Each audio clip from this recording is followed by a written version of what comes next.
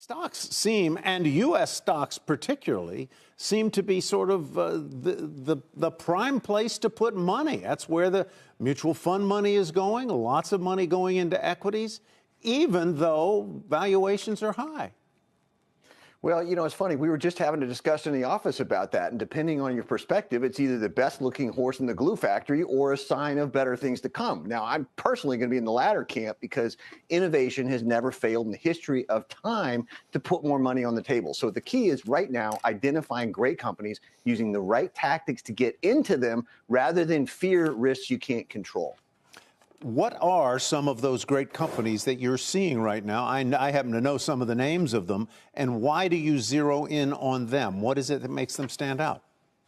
Well, that's an interesting question. Again, it's all about perspective, Tyler. And, one of the things we look for is, do they have a great CEO who has a history of executing? So AMD or Apple or Tesla or Palantir, those are all strong visionary CEOs. Do they make must-have products the world can't live without? If they're nice to have, I don't want to be anything near them. But if they're something that's going to carry the world forward for the next 5, 10, 15 years, I'm very interested. And finally, we want to look for companies that have really got strong metrics. What do their customers say? Are they running to them or are they running away from them? If you get all three of those things right, it's very hard to go wrong. I hear you on strong CEOs, Lisa Su at AMD, Yep. Jensen Huang at NVIDIA. I wonder, I mean, Elon Musk has a lot on his plate. Can he really run Tesla? Yeah, I think the answer is yes. And here's why I say that is I've had the good fortune to meet lots of controversial, visionary people during the course of my career. That is always the charge that is leveled against them. It was leveled against Steve Jobs. It was leveled against Bill Gates. It was leveled against Sir Richard Branson. These are the kind of folks who have got minds that never stop. They're playing chess. Well, the rest of the world is playing tiddlywinks. And that is uncomfortable for people who are in the latter camp. So I would submit the answer is yes, he's not only going to be able to do it, he's going to do it in a way that catches people by surprise. Is tiddlywinks that like jacks?